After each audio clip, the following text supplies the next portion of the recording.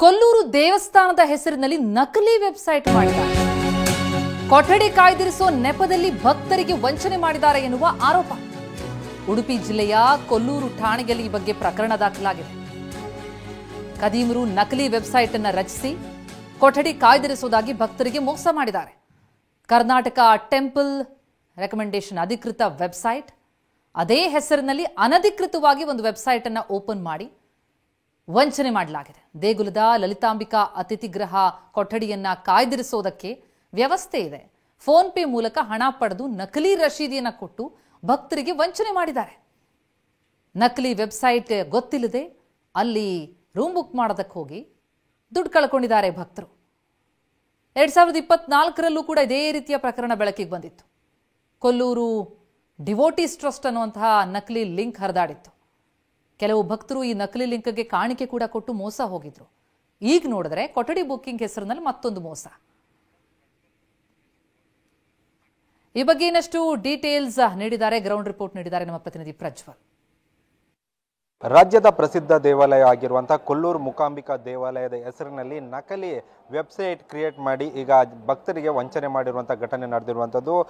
ಈಗಾಗಲೇ ಘಟನೆಗೆ ಸಂಬಂಧಿಸಿದಂತೆ ಕೊಲ್ಲೂರು ಪೊಲೀಸ್ ಠಾಣಾ ವ್ಯಾಪ್ತಿಯಲ್ಲಿ ಪ್ರಕರಣ ದಾಖಲಿಸುವಂಥ ಕೆಲಸವನ್ನು ಕೂಡ ಮಾಡಿರುವಂಥದ್ದು. ದೇವಾಲಯದ ಆಡಳಿತ ಮಂಡಳಿ ಹೇಳಿರುವ ಪ್ರಕಾರ ಸಾಕಷ್ಟು ಭಕ್ತರು ಇಲ್ಲಿಗೆ ಬರ್ತಾರೆ. ರಾಜ್ಯ ಸೇರಿದಂತೆ ಹೊರ ರಾಜ್ಯ, ಪಕ್ಕದ ರಾಜ್ಯ ಕೇರಳದಿಂದ ದಿನಕ್ಕೆ ನೂರಾರು ಸಾವಿರಾರು ಭಕ್ತರು ಕೂಡ ಇಲ್ಲಿಗೆ ಬರ್ತಾನೆ ಇರ್ತಾರೆ. ಆ ಸಂದರ್ಭದಲ್ಲಿ ಅವರಿಗೆ ಲಾಡ್ಜ್ಗೆ ಅಂತ ಬುಕ್ ಮಾಡುವಂಥ ಸಂದರ್ಭದಲ್ಲಿ ಒಂದು ನಕಲಿ ಅಕೌಂಟ್ ಕ್ರಿಯೇಟ್ ಆಗಿರುವಂಥ ಘಟನೆ ನಡೆದಿರುವಂಥದ್ದು. ಈಗಾಗಲೇ ಅಧಿಕೃತ ಅಕೌಂಟ್ ಏನಿದೆ ಅದು ಅಂದರೆ ಟೆಂಪಲ್ ಅಕಾಮಿಡೇಷನ್ ಅಂತ ಹೆಸರು, ಟೆಂಪಲ್ ಅಕಾಮಿಡೇಷನ್ ಅನ್ನುವ ಹೆಸರಿನಲ್ಲಿ ಉಂಟು. ಈಗ ಫೇಕ್ ಒಂದು ಅಕೌಂಟ್ ಕ್ರಿಯೇಟ್ ಆಗಿ ಭಕ್ತರಿಗೆ ವಂಚನೆ ಮಾಡಿರುವಂಥ ಘಟನೆ ನಡೆದಿರುವಂಥದ್ದು. ಯಾರು ಲಾಡ್ಜ್ಗಳನ್ನು ಬುಕ್ ಮಾಡ್ತಾರೆ ಆ ಒಂದು ಸಂದರ್ಭದಲ್ಲಿ ಅವರಿಂದ ವಾಟ್ಸಪ್ ಮೂಲಕ ಹಣವನ್ನು ಪಡೆದುಕೊಂಡು ಈಗಾಗಲೇ ಸಾವಿರಾರು ರೂಪಾಯಿ, ಲಕ್ಷಾಂತರ ರೂಪಾಯಿಗಳನ್ನು ವಂಚನೆ ಮಾಡಿರುವಂಥ ಘಟನೆ ನಡೆದಿರುವಂಥದ್ದು.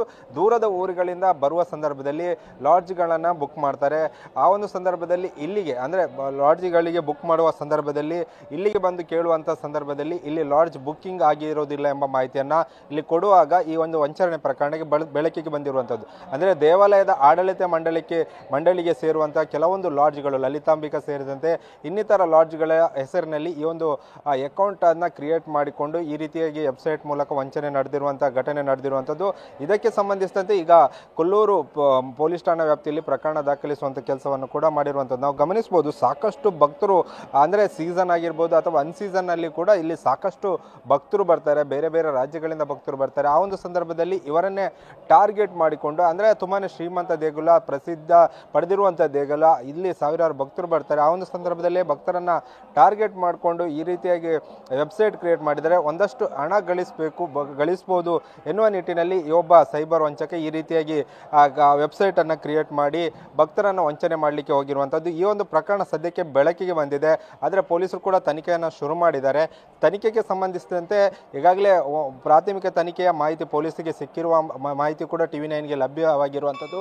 ಸದ್ಯ ಇದಕ್ಕೆ ಸಂಬಂಧಿಸಿದಂತೆ ಯಾರು ಈ ಒಂದು ವೆಬ್ಸೈಟನ್ನು ಕ್ರಿಯೇಟ್ ಮಾಡಿದ್ದಾರೆ ಎಂಬುದನ್ನು ಕೂಡ ಇನ್ನು ಕೆಲವೇ ಕ್ಷಣದಲ್ಲಿ ಪತ್ತೆ ಹಚ್ಚುವ ಭರವಸೆಯನ್ನು ಕೂಡ ಪೊಲೀಸರು ಕೊಟ್ಟಿರುವಂಥದ್ದು. ಕ್ಯಾಮರಾಮ್ಯಾನ್ ರಾಮ್ ಜೊತೆ ಪ್ರಜ್ವಲ್, ಅಮೀನ್, TV9 ಉಡುಪಿ.